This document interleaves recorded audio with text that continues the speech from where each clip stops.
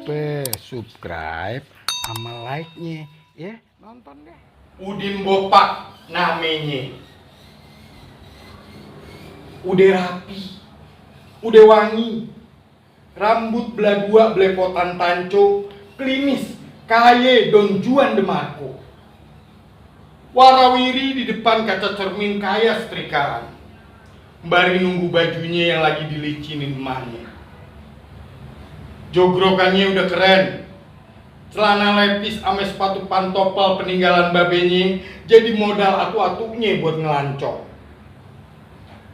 Udin Bopak namanya. Jejaka belak kulon anak empok ani atu-atunya yang mulai kedekeran kalau ngeliat empuan. Menggerip udah lewat. Dia ngelongok keluar, kelihatan air udah ngegelayut di langit. Buru-buru dia engkol motornya, lantas aja dia ngacir. Udin! Suara teriakan emak nyanter banget dari dalam rumah, mbari lari keluar. Bujuk dah! Dia ngelancong gak pakai baju. Aduh! Lantas aja di atas balai, emak ngedresor dengan muka melas. Ngegurutuk, mbari megangin baju Udin Bopak yang baru selesai disetrika.